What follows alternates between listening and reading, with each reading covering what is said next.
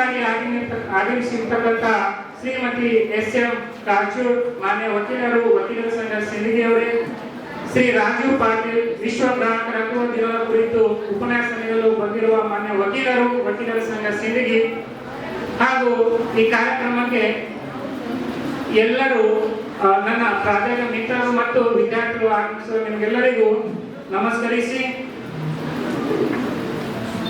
ಇಂದು ಈ ಕಾರ್ಯಕ್ರಮ ಜಂಟಿಯಾಗಿ ನಡೀತಾ ಇರತಕ್ಕಂತ ಕಾರ್ಯಕ್ರಮ, ಅದರಲ್ಲಿ ಮೊದಲು ವಿಶ್ವ ಗ್ರಾಹಕರ ಹಕ್ಕುಗಳ ದಿನಾಚರಣೆ ಮತ್ತು ವಿಶ್ವ ಜಲ ದಿನಾಚರಣೆ ಜಂಟಿಯಾಗಿ ಸಂಯುಕ್ತದಲ್ಲಿ ಮಾಡತಕ್ಕಂತ ಈ ಕಾರ್ಯಕ್ರಮದ ಮುಖ್ಯ ಉದ್ದೇಶವನ್ನು ತಿಳ್ಕೊಳ್ಳಕ್ಕೆ ಇಂದು ನಾವು ಈ ಪ್ರಸ್ತಾಪ ನುಡಿಯಲ್ಲಿ ನೋಡಬೇಕಾಗಿದೆ. ಜಗತ್ತಿನಲ್ಲಿ 8 ಬಿಲಿಯನ್ಗಿಂತಲೂ ಹೆಚ್ಚು ಜನಸಂಖ್ಯೆ ಹೊಂದಿರತಕ್ಕಂತ ಈ ಭೂಮಿಯ ಮೇಲೆ ಇರತಕ್ಕಂತ ನಾಗರಿಕರು ಪ್ರತಿಯೊಬ್ಬರು ಕೂಡ ಗ್ರಾಹಕರಾಗಿದ್ದಾರೆ. ಯಾರು ಗ್ರಾಹಕರವಲ್ಲದೆ ಜೀವನವನ್ನು ನಡೆಸತಕ್ಕಂತ ಸ್ಥಿತಿ ನಾವು ನೋಡಲಿಕ್ಕೆ ಸಾಧ್ಯ ಇಲ್ಲ. ನಾವು ಜೀವಿತ ಕಾಲದಲ್ಲಿ ನೋಡ್ತಾ ಇದ್ರೆ ಇಂಡೈರೆಕ್ಟ್ ಆಗಿ ತಾಯಿಯ ಗರ್ಭದಲ್ಲಿ ಇರ್ತಕ್ಕಂಥ ಒಬ್ಬ ಮಗು ಕೂಡ ಇವತ್ತಿನ ಕಾಲದಲ್ಲಿ ಗ್ರಾಹಕನಾಗಿ ಈ ಭೂಮಿ ಮೇಲೆ ಬರಬೇಕಾಗಿದೆ. ಆ ಮಗುವಿಗೆ ಪಾಲನೆ ಪೋಷಣೆ ಮಾಡಬೇಕಾಗಿದ್ರೆ ಅವರ ಅಡ್ವಾನ್ಸ್ ನಾವೇನು ಮೆಡಿಸಿನ್ಸ್ ಕೇರ್ ಟೇಕ್ ಮಾಡಬೇಕಾಗುತ್ತೆ. ಹಾಗಾಗಿ ಅವರು ಕೂಡ ನೋಡಿ ಈ ಭೂಮಿ ಮೇಲೆ ಕಾಲು ಕೂಡ ಇಟ್ಟಿರಲ್ಲ ನಿಜ, ಆದ್ರೂ ಕೂಡ ಗ್ರಾಹಕನಾಗಿರೋದ್ರಿಂದ ನಾವು ಗ್ರಾಹಕನಾಗಿ ಈ ಸಮಾಜದಲ್ಲಿ ಪ್ರತಿಯೊಬ್ಬ ನಾಗರಿಕನು ಯಾವ ಉದ್ದೇಶದಿಂದ ಬರಬೇಕು, ಯಾವ ರೀತಿ ಪ್ರಿಕಾಷನ್ ತಗೋಬೇಕು, ಯಾವ ರೀತಿ ನಾವು ಗ್ರಾಹಕನಾಗಿ ಜಾಗೃತಿಯಿಂದ ಇರಬೇಕು ಅನ್ನೋದನ್ನ ತಿಳಿಸಿಕೊಡಕ್ಕೆ ಇಂಥ ಕಾರ್ಯಕ್ರಮವನ್ನು ಅದು ನಮ್ಮ ಜಿ.ಪಿ. ಪವಾರ್ ಮಹಾವಿದ್ಯಾಲಯದಲ್ಲಿ ಹಮ್ಮಿಕೊಂಡಿರ್ತಕ್ಕಂಥ ನಮ್ಮ ನಿಮ್ಮ ಸೌಭಾಗ್ಯ ಅನ್ಬಹುದು. ಯಾಕೆಂತಂದ್ರೆ ಕೇವಲ ಗ್ರಾಹಕರು ಅಷ್ಟೇ ಅಲ್ಲ, ಇವನ ಜಲದ ಬಗ್ಗೆ ವಿಶ್ವ ಜಲ ದಿನಾಚರಣೆ, ನೀರು ನಮ್ಮ ಜೀವನದಲ್ಲಿ ಅತ್ಯವಶ್ಯಕ ಇರ್ತಕ್ಕಂಥದ್ದು, ಒಂಥರ ಫಂಡಮೆಂಟಲ್. ಅದು ಇಲ್ಲದೆ ಬದುಕದೇ ಇರ್ತಕ್ಕಂಥ ಸ್ಥಿತಿಯನ್ನ ಇರ್ತಕ್ಕಂಥ ಒಂದು ಸ್ಥಿತಿಯಲ್ಲಿ ನಾವು ಈ ಭೂಮಿಯಲ್ಲಿ ಬಾಳಿ ಬದುಕಿದ್ದೇವೆ.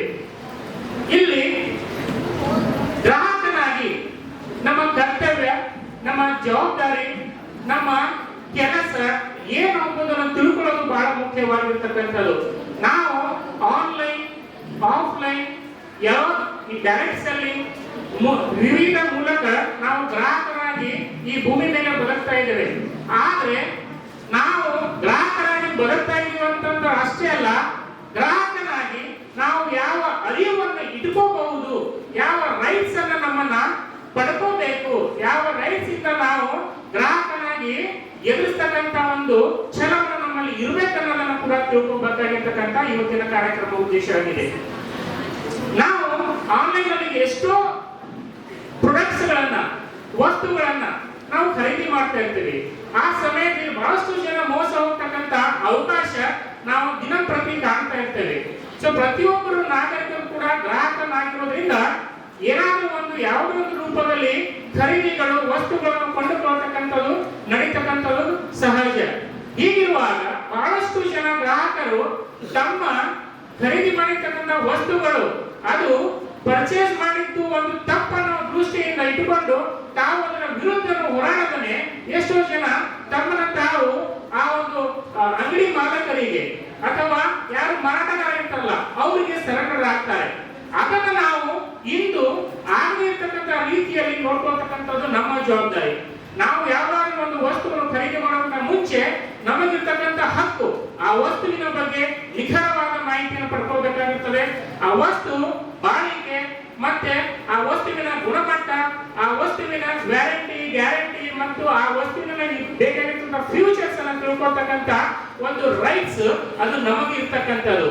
ಆದ್ರೆ ನಾವೇನ್ ಮಾಡ್ತೀವಿ, ಇವತ್ತು ಯಾವ್ದಾದ್ರು ವಸ್ತುವನ್ನು ಪರ್ಚೇಸ್ ಮಾಡಿದೀವಿ, ನಾಳೆ ಮನೆಗೆ ಹೋಗ್ತೀವಿ, ಅದೇನೋ ಡಿಫೆಕ್ಟ್ಸ್ ಇರ್ತದೆ ಅಥವಾ ಅದು ಏನಾದ್ರೂ ಒಂದು ಡ್ಯಾಮೇಜ್ ಇರ್ತದೆ, ಅದ ವಸ್ತು ವಾಪಸ್ ಹೋಗಿ ನಾವು ಬೇರೆ ವಸ್ತುವನ್ನು ಬದಲಿ ಕೊಡುವಂತ ಕೇಳಿದಾಗ ನಮ್ಮನ್ನು ಆ ಒಬ್ಬ ಮಾಲೀಕ, ನಮ್ಮನ್ನು ಮಾರತಕ್ಕಂತ ವಸ್ತುವಿನ ಮಾಲೀಕ, ಇದು ಅಲ್ಲ ನಾವು ಕೊಟ್ಟದ ಕರೆಕ್ಟ್ ಇತ್ತು, ನೆಕ್ಸ್ಟ್ ನೀವು ತಂದಾದ್ಮೇಲೆ ಅದು ನೀವು ಒಯ್ದಾದ್ಮೇಲೆ ಏನ್ ಮಾಡಿರೋ ಗೊತ್ತಿಲ್ಲ ಮನೆಯಲ್ಲಿ, ಇದು ನಿಮ್ಮ ಫಾಲ್ಟ್ ಅಂತ ಅಂದ್ಬಿಟ್ಟು ನಮ್ಮ ಮೇಲೆ ಗೂಬೆ ಕೂರಿಸ್ತಕ್ಕಂತಹ ಬಹಳಷ್ಟು ಸನ್ನಿವೇಶಗಳು ಕೂಡ ಗ್ರಾಹಕರಾಗಿ ನಾವು ನೋಡ್ತಾ ಇದ್ದೀವಿ. ಇಂಥ ಸನ್ನಿವೇಶದಲ್ಲಿ ಆ ಒಬ್ಬ ಮಾಲೀಕನ ವಿರುದ್ಧ ಯಾವ ವಸ್ತು ನಮ್ಮನ್ನು ಮಾರಾಟ ಮಾಡಿದನೋ ಆ ಮಾಲೀಕನ ವಿರುದ್ಧ ನಾವು ಯಾವ ರೀತಿ ಕಾನೂನು ಕ್ರಮವನ್ನು ಕೈಗೊಳ್ಳಬೇಕು, ಅವನ ವಿರುದ್ಧ ನಾವು ಹೇಗೆ ಹೋರಾಡಬೇಕು, ಆ ಹೋರಾಟದಿಂದ ಜಯವನ್ನು ಹೇಗೆ ಪಡ್ಕೋಬೇಕು ಅನ್ನೋದನ್ನೇ ನಮಗೆ ಇಂದು ನಾವು ಆಚರಣೆ ಮಾಡ್ತಕ್ಕಂತಹ ಕಾನೂನು ಅರಿವು. ಯಾವುದರ ಬಗ್ಗೆ? ಈ ಗ್ರಾಹಕರ ಹಕ್ಕುಗಳ ದಿನಾಚರಣೆಯಲ್ಲಿ ಕಾನೂನು ಅರಿವನ್ನು ನಮಗ ಕೊಡ್ತಕ್ಕಂತ ವಿಷಯ ಆಗಿದೆ. ಅಷ್ಟಲ್ಲದೆ ಬಂಧುಗಳೇ, ವಿಶ್ವ ಜಲ ದಿನ ನೋಡಿ, ಬಹಳಷ್ಟು ರಾಷ್ಟ್ರಗಳು, ಕೇವಲ ನಮ್ಮ ರಾಷ್ಟ್ರದಲ್ಲಿ ನಾವು ನೀರಿನ ಒಂದು ಸ್ಕೇರ್ಸಿಟಿನ ಕಡಿಮೆ ಪ್ರಮಾಣದಲ್ಲಿ ನೋಡ್ತಾ ಇದ್ದೀವಿ. ಆದ್ರೆ ಮಿಡಲ್ ಈಸ್ಟ್ ಕಂಟ್ರಿಗಳಾಗಿರ್ತಕ್ಕಂತ ಸೌದಿ, ಓಮನ್, ಲೆಬನ್, ಬ್ರಹ್ರೇನ್, ಮತ್ತೆ ಈ ಕಡೆ ಇಸ್ರೇಲ್, ಜೋರ್ಡನ್, ಇವೆಲ್ಲ ರಾಷ್ಟ್ರಗಳಲ್ಲಿ ಕುಡಿಯುವ ನೀರು ಸಿಗದೇ ಇರತಕ್ಕಂತ ಪರಿಸ್ಥಿತಿಯಲ್ಲಿ ಬರತಕ್ಕಂತ ರಾಷ್ಟ್ರಗಳು ಕೂಡ ಇಂದು 21ನೇ ಶತಮಾನದಲ್ಲಿ ನೋಡ್ತಾ ಇದ್ದೀವಿ ನಾವು. ಹಾಗಾಗಿ ನೀರನ್ನ ಸಂರಕ್ಷಣೆ ಮಾಡೋದು, ನೀರನ್ನ ಅತ್ಯವಶ್ಯಕವಾಗಿ ಹೇಗೆ ಬಳಕೆ ಮಾಡೋದ್ರಿಂದ ನಾವು ಮುಂದಿನ ನಮ್ಮ ಜನಾಂಗಕ್ಕೆ, ನಮ್ಮ ಬರ್ತಕ್ಕಂಥ ಪೀಳಿಗೆಗೆ ಹೇಗೆ ನಾವು ಸಂರಕ್ಷಣೆ ಮಾಡಿ ಅವರನ್ನು ಕೂಡ ಬದುಕು ಬಾಳಲು ಈ ಭೂಮಿ ಮೇಲೆ ಅವಕಾಶ ಮಾಡಿಕೊಡ್ಬೇಕು ಅನ್ನೋದನ್ನು ಕೂಡ ಇವತ್ತು ವಿಶ್ವ ಜಲ ದಿನಾಚರಣೆ ಮುಖಾಂತರ ನಾವು ತಿಳಿದುಬಿಡುತ್ತೇವೆ. ಕೇವಲ ಕುಡಿಯಕ್ಕೆ ಅಷ್ಟೇ ಅಲ್ಲ, ನಮ್ಮ ನೆರೆ ರಾಷ್ಟ್ರ ಇರ್ತಕ್ಕಂಥ ಪಾಕಿಸ್ತಾನ ಇವತ್ತು ಅಗ್ರಿಕಲ್ಚರ್ ಏನಾದ್ರೂ ಬೆಳಿಬೇಕು, ಕೃಷಿ ಚಟುವಟಿಕೆ ಅಂತ ಅವ್ರಿಗೆ ನೀರು ಇಲ್ಲದೆ ಇರತಕ್ಕಂಥ ಸ್ಥಿತಿಯಲ್ಲಿ ಬದುಕ್ತಾ ಇದ್ದಾವೆ. ಇಲ್ಲೇ ನಾವು ಇಸ್ರೇಲ್ ಅನ್ನ ತಗೊಂಡಾಗ ಅವರಿಗೆ ಸರಿಯಾದ ಕುಡಿಯಕ್ಕೆ ನೀರು ಸಿಗದೇ ಇದ್ದ ಕಾರಣಕ್ಕಾಗಿ ಅವರು ಸಮುದ್ರದ ನೀರನ್ನೇ ಪ್ಯೂರಿಫೈ ಮಾಡಿ ಕುಡಿಬೇಕಂತ ಒಂದು ಪರಿಸ್ಥಿತಿ ಅವರು ನಿರ್ಮಾಣ ಮಾಡಿಕೊಂಡಿದ್ದಾರೆ. ಹಾಗಾಗಿ ನೀವು ವಿದ್ಯಾರ್ಥಿಗಳು, ಅದರಲ್ಲಿ ವಿಶೇಷ ಗರ್ಲ್ಸ್ ಸೆಕ್ಷನ್ ಅಲ್ಲಿ ಯಾಕೆ ಇದರ ಬಗ್ಗೆ ಅರಿವು ಇರಬೇಕಪ್ಪ ಅಂತಂದ್ರೆ, ಮನೆಯಲ್ಲಿ ನೀರಿನ ಸ್ವಚ್ಛತೆ ಕಾಪಾಡೋದ್ರಲ್ಲಿ, ನೀರಿನ ಬಳಕೆಯನ್ನು ಕಾಪಾಡೋದ್ರಲ್ಲಿ ನಿಮ್ಮ ಬಹಳ ಮಹತ್ವವಿರ್ತಕ್ಕಂಥ ಪಾತ್ರ ಇರೋದು. ಹಾಗಾಗಿ ಮಿತವಾಗಿ ಬಳಸುವುದು ಹೇಗೆ ಮತ್ತು ಸುರಕ್ಷಿತವನ್ನು ಕಾಪಾಡಿಕೊಳ್ಳುವುದು ಹೇಗೆ, ಯಾವ ನೀರನ್ನು ನಾವು ಹೇಗೆ ಬಳಸುವುದರಿಂದ ನಮ್ಮ ಮುಂದಿನ ಪೀಳಿಗೆ ಅಥವಾ ಮುಂದಿನ ಒಂದು ಜನಾಂಗಕ್ಕೆ ನಾವು ನೀರಿನ ಒಂದು ರಕ್ಷಣೆ ಮಾಡಿ ಹೇಗೆ ಒದಗಿಸಬೇಕು ಅನ್ನೋದನ್ನ ನಾವು ಈ ಕಾರ್ಯಕ್ರಮದ ಮುಖಾಂತರ ತಿಳಿದುಕೊಳ್ಳುತ್ತೇವೆ ಅಂತ ಹೇಳಿ ಈ ಒಂದು ಪ್ರಸ್ತಾವಿತ ನುಡಿಯನ್ನು ನಾನು ಮಾತನಾಡಲು ಅವಕಾಶ ಮಾಡಿಕೊಟ್ಟಿರ್ತಕ್ಕಂತಹ ಒಂದು ನಮ್ಮ ಪ್ರಕಾಶ್ ರಾಠೋಡ್ ಅವರಿಗೆ ಧನ್ಯವಾದ ಹೇಳಿ ನಾನು ಒಂದು ಸಣ್ಣ ಉದಾಹರಣೆ ಹೇಳಕ್ ಬಯಸ್ತೀನಿ. ಸೊ ಇಡೀ ತಾಲೂಕಿನ ನ್ಯಾಯಾಂಗ ವ್ಯವಸ್ಥೆಗೆ ನಮ್ಮ ಹತ್ರ ಬಂದು ಕುತ್ಕೊಂಡಿದೆ. ಸರ್, ನಿಮ್ಮಲ್ಲಿ ಒಂದು ರಿಕ್ವೆಸ್ಟ್, ನಮ್ಮ ವಿದ್ಯಾರ್ಥಿಗಳಿಗೆ ಒಂದು 4ನೇ ಸೆಮಿಸ್ಟರ್ ಮತ್ತು 6ನೇ ಸೆಮಿಸ್ಟರ್ ಅಲ್ಲಿ ವಾಣಿಜ್ಯ ಕಾನೂನು ಅಂತ ಹೇಳಿ ಒಂದು ಸಿಲೆಬಸ್ ಇದೆ ಅವರಿಗೆ. ಸೊ ನಾನು ಹಾಗೆ ಇಂಡಿಯನ್ ಕಾಂಟ್ರಾಕ್ಟ್ 1872 ಬಗ್ಗೆ ಮಾತಾಡುವಾಗ ಅಥವಾ ಅವ್ರಿಗೆ ನಾನು ಲೆಕ್ಚರಿಂಗ್ ಕೊಡುವಾಗ ಕೆಲವೊಂದು ಸಮಸ್ಯೆಗಳು ಹುಡುಗರಲ್ಲಿಂದ ಒಂದು ವಿದ್ಯಾರ್ಥಿನಿ ಕೇಳುತ್ತೆ. ಏನ್ ಕೇಳ್ತಪ್ಪ ಅಂತಂದ್ರೆ, ಸರ್ ಕಾಂಟ್ರಾಕ್ಟ್ ಆಕ್ಟ್ ಬಗ್ಗೆ ಮಾತಾಡ್ತಿದ್ರೆ ನಿಜ, ಬಟ್ ಒಂದು ಸನ್ನಿವೇಶ ಇದೆ. ಏನಾಗುತ್ತೆ ಅಂದ್ರೆ, ರಾವಣ ಒಬ್ಬ ವ್ಯಕ್ತಿ ಅವನು ನೈಟ್ ಮಲಗಿರ್ತಾನೆ ಫ್ಯಾಮಿಲಿ ಜೊತೆ, ಬೆಳಗ್ಗೆ ಎದ್ದ ತಕ್ಷಣ ನೋಡ್ತಾನ ಆ ಒಂದು 2 ವೀಲರ್ ಏನಾಗಿದೆ ಅಂತಂದ್ರೆ ಕಾಣೆ ಆಗಿರ್ತದೆ, ಕಾಣ್ತಿರಲ್ಲ 2 ವೀಲರ್ ಬೈಕ್. ಅದು ಏನಾಗುತ್ತೆ ಅಂತಂದ್ರೆ ಬೆಳಗ್ಗೆಯಿಂದ 10-11 ಗಂಟೆವರೆಗೆ ನೋಡ್ತಾನೆ, ಬೈಕ್ ಸಿಗ್ತಾರಲ್ಲ. ಹಾಗಾಗಿ ಪೊಲೀಸ್ ಸ್ಟೇಷನ್ ಹೋಗಿ ಕಂಪ್ಲೇಂಟ್ ಕೊಡ್ತಾನೆ, ರಾಹುಲ್ ಒಬ್ಬ ವ್ಯಕ್ತಿ ತನ್ನ ಬೈಕ್ ಮಿಸ್ ಆಗಿದೆ ಅಂತ ಅಂದ್ಬಿಟ್ಟು. ಆದ್ರೆ ಅದೇ ಒಂದು ಊರಿಂದ 15 ಕಿಲೋಮೀಟರ್ ದಾಟಿ ಏನಾಗುತ್ತೆ, ಒಂದು ಆಕ್ಸಿಡೆಂಟ್ ಆಗಿರ್ತದೆ.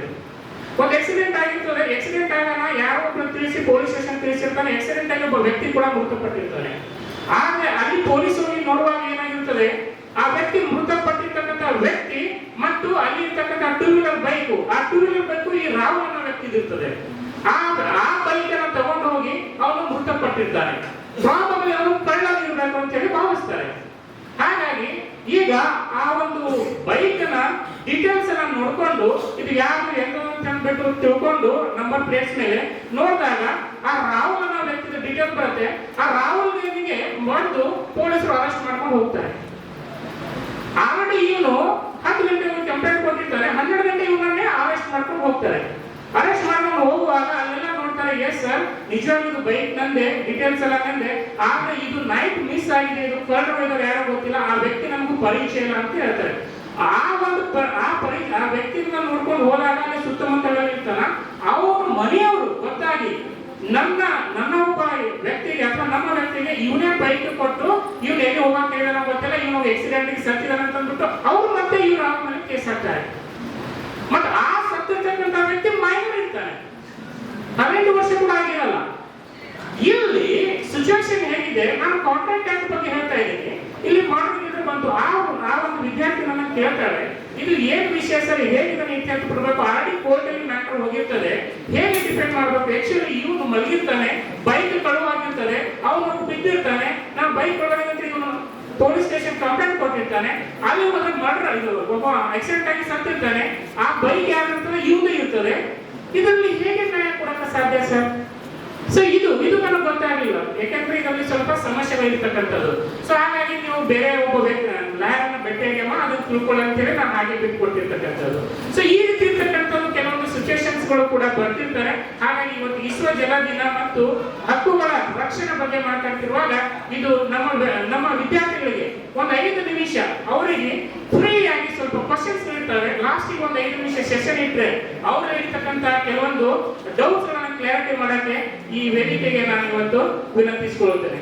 ನಮಸ್ಕಾರ, ಜೈ ಹಿಂದ್, ಜೈ ಕರ್ನಾಟಕ.